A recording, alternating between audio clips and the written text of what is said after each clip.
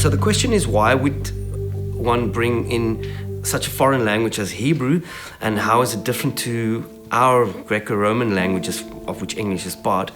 I think it is, at its core, it's about worldview. The ancient Hebrew worldview is closely connected to a nomadic people that lived off the earth, and they lived lives that had a completely different philosophy.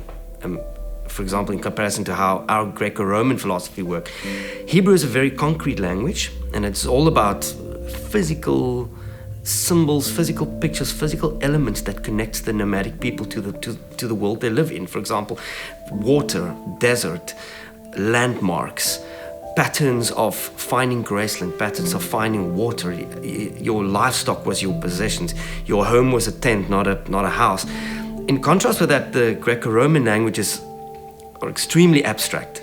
So we would, for example, use a word like truth. And you would use truth in a sentence, and I would use truth in a sentence, but we would rarely ever double check if we have the same meaning of the word. Because our language is being so philosophical and so abstract, they're okay with the fact that we deal with abstract concepts that aren't necessarily defined. But in Hebrew, you deal with concrete concepts. For example, let me take the word shalom in Hebrew. Most people know the word shalom as peace, and when you're in Israel, it's hello and goodbye.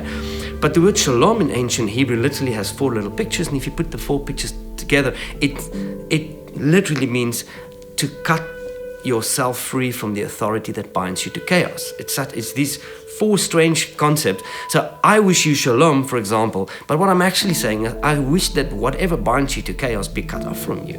And that is just because the 4 little pictures each has a very concrete meaning. So I would say the difference between Hebrew, for example, and English, or Hebrew and a Greco-Roman or Latin language, is that the fact the one is connected to a very physical, very concrete set of elements, where the other is just based in the abstract.